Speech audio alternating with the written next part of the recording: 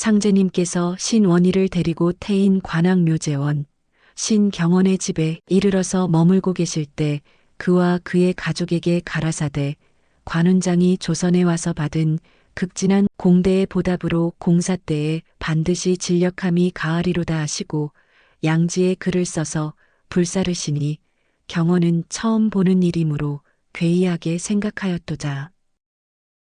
이튿날 경원과 다른 제원이 관묘에 봉심할 때 관운장의 삼각수 한 갈래가 떨어져 간 곳이 없으므로 제원들은 괴상하게 여겼으되 경원은 상제님께서 행하신 일이라 생각하고 공사에 진력하기 위하여 비록 초상으로도 그 힘씀을 나타내는 것이라 깨달았도다. 조선에 와서 받은 극진한 공대는 사망 이후 중국에서 신격화가 된 존재가 임진왜란 때 명나라의 원정 명분으로 조선에도 신격화가 되어 숭배를 받습니다. 공사의 진력함이 가하리로다는 독으로 독을 다스리는 이치로서 가장 우상화된 자로 말을 상대하는 공사를 보심입니다. 후천공사에 말을 상대할 강력한 마의 우두머리가 됩니다. 삼각수 한 갈래의 실종은 관우의 존재가 바른 이치가 아니었음을 마지막 때까지 모르게 감추어 두셨습니다. 상제님께서 전주 김준찬의 집에 가셔서 김덕찬, 김준찬, 김낙범들과 좌석을 함께 하시다가 가라사대 근자의 관묘에 치성이 있느냐고 하시기에 낙범이 있음을 아뢰었도다. 이에 상제님께서 종도들에게 그 신명이 이 지방에 있지 않고 멀리 서양에 가서 대란을 일으키고 있나니라고 알리셨도다. 세계대전을 일으키는 것을 시키셨습니다. 멸망자로 배도자인 유대인을 처벌하는 공사입니다. 다음 본문입니다. 상제님께서 교훈을 펼치신 후 때때로 종도들에게 옛사람의 이야기를 들려주시니라. 그 사람들 중에는 강태공, 석가모니, 관운장, 이마두가 있었도다. 석가와 관우, 이마두가 신격화되고 신명계를 혼란시켜 인간계를 파멸시키는데 일조했으며 겉으로는 이상적인 존재로 일컬어집니다. 서가열애가 주문에 든 것은 남법의 형태를 갖추기 위함입니다. 스스로 깨달으면 부처가 되나 상제님을 모르니 가장 이상적인 듯 하나 가장 큰 배도입니다. 천지공사를 사찰에서 많이 하신 것은 불교의 기운을 직접 누르신 것입니다. 강태공은 모든 군자가 강태공의 이치로 불립니다. 이마두는 인세에서는 상제님을 바로 섬겼으나 사후의 신명계를 혼란에 빠뜨리게 하니 마의 길을 간 자입니다. 다음 본문입니다.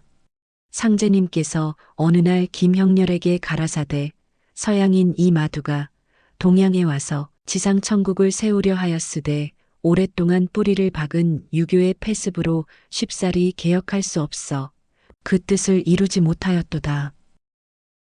다만 천상과 지하의 경계를 개방하여 제각기의 지역을 굳게 지켜 서로 넘나들지 못하던 신명을 서로 왕래케 하고 그가 사후에 동양의 문명신을 거느리고 서양에 가서 문운을 열었느니라. 이로부터 지하신은 천상의 모든 묘법을 본받아 인세에 그것을 베풀었노라. 서양의 모든 문물은 천국의 모형을 본뜬 것이라 이르시고 그 문명은 물질에 치우쳐서 도리어 인류의 교만을 조장하고 마침내 천리를 흔들고 자연을 정복하려는 데서 모든 죄악을 끊임없이 저질러 신도의 권위를 떨어뜨렸으므로 천도와 인사의 상도가 어겨지고 삼계가 혼란하여 도의 근원이 끊어지게 되니 추가 본문입니다.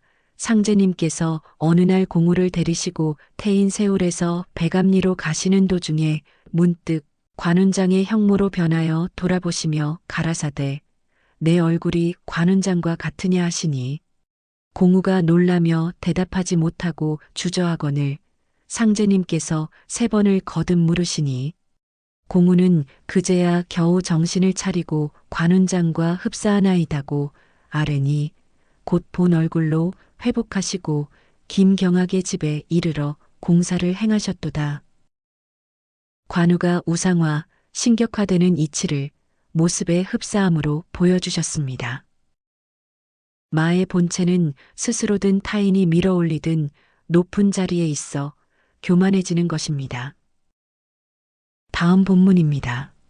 상제님께서 하루는 종도들에게 진묵이 천상에 올라가서 온갖 묘법을 배워내려 인세에 그것을 베풀고자 하였으나 김봉곡에게 참혹히 죽은 후에 원을 품고 동양의 도통신을 거느리고 서양에 가서 문화개발에 역사하였나니라.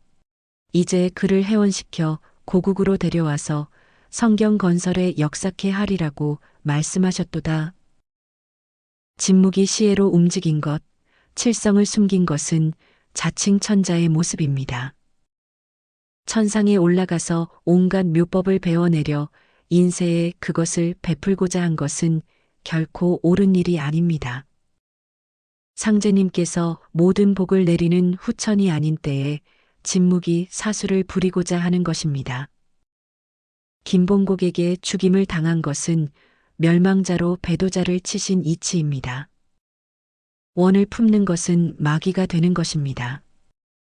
도통신을 거느리고 서양에 가서 문화개발에 역사하였나니라 하신 것은 도통신이란 스스로 높이는 신이니 멸망자라는 것입니다. 상제님의 뜻을 저버리는 사람들이 많아지는 것이 서양의 문화개발입니다. 이제 그를 해원시켜 성경 건설에 역사케 하리라 하신 것은 마의 기운을 모아 후천이 열리는 곳에 멸망자로 쓰시겠다는 뜻입니다. 다음 본문입니다. 김형렬은 상제님을 모시고 있던 어느 날 상제님께 진묵의 옛일을 아뢰었도다. 전주부 중에 한 가난한 아전이 진묵과 친한 사이로서 하루는 진묵에게 가난을 벗어나는 방법을 물으니 진묵이 사옥소리가 되라고 일러주니 아전이 이것은 적은 직책이라 얻기가 쉬운 것이라 말하고 자리를 떠났으나 그 후에 아전은 옥리가 되어 당시에 갇힌 관내의 부호들을 극력으로 보살펴 주었나이다. 그들은 크게 감동하여 추록한 후에 옥리에게 물자로서 보답하였다 하나이다. 그리고 진묵은 밤마다 북두칠성을 하나씩 그 빛을 가두어 사람들에게 보이지 않게 하여 7일 만에 모두 숨겨버렸다 하나이다. 태사관이 이 변은 하늘이 재앙을 내리심이니 천하의 대사령을 내리시어 옥문을 열고 천의에 순종하사이다 하고 조정에 아뢰오니 조정은 그것이 옳음을 알고 대사령을 내렸다 하나이다. 이 말을 상제님께서 들으시고 말씀하시기를 진실로 그러하였으리라. 내가 이를 본받아 한 달 동안 칠성을 숨겨서 세상 사람들의 발견을 시험하리라 하시고 그날 밤부터 한 달 동안 칠성을 다 숨기시니 세상에서 칠성을 발견하는 자가 없었도다. 아전은 무도하고 욕심 많은 자로서 세상 사람들을 의미합니다. 진묵은 사수를 부리는 자로서 욕심을 채워주는 행위를 하는 멸망자, 즉 마입니다. 부호는 죄인입니다.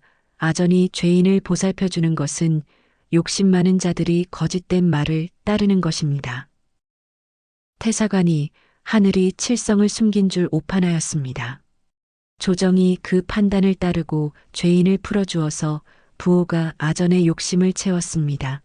태사관은 하늘의 이치를 안답시고 헛되게 말하는 자이며 조정은 참말씀이 없는 자에게 귀 기울이는 자입니다.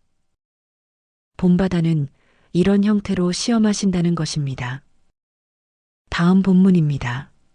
상제님께서 정성백에게 젖은 나무 한 짐을 부엌에 지피게 하고 연기를 기선 연통해 그것과 같이 일으키게 하시고 닷줄을 풀었으니 이제 다시 닻을 거두리라고 말씀하시자 벼랑간 방에 있던 종도들이 모두 현기증을 일으켜 혹자는 어지럽고 혹자는 구토하고 나머지 종도는 정신을 잃었도다. 이 공사에 참여한 종도는 소진석, 김덕유, 김광찬, 김형렬, 김갑칠, 그리고 정성백과 그의 가족들이었도다. 덕유는 문 밖에서 쓰러져 설사를 하고 성백의 가족은 모두 내실에서 쓰러지고 갑칠은 의식을 잃고 숨을 잘 쉬지 못하는지라. 이를 보시고 상제님께서 친히 청수를 갑칠의 입에 넣어 주시고 그의 이름을 부르시니 바로 그는 깨어나니라. 차례차례로 종도들과 가족의 얼굴에 청수를 뿌리거나 마시게 하시니 그들이 모두 기운을 되찾으니라. 덕유는 폐병의 중기에 있었던 몸이었으나 이 일을 겪은 후부터 그 증세가 없어졌도다.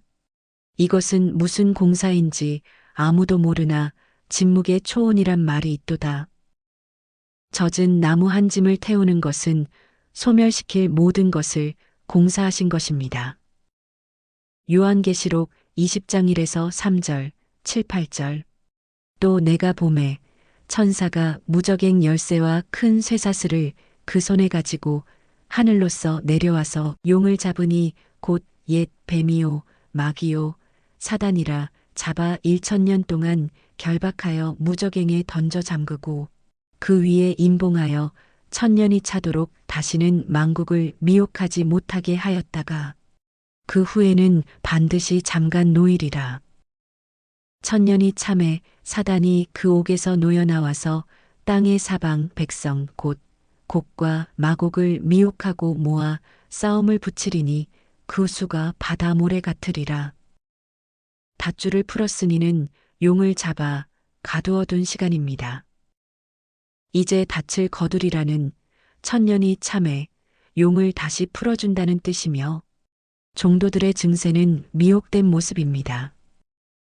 상제님께서 살피신 대로 나은 것은 상제님의 참도를 변치 않고 행한다면 미혹에서 벗어나 완전한 후천으로 갈 수 있다는 뜻입니다. 지금까지 제호였습니다. 고맙습니다.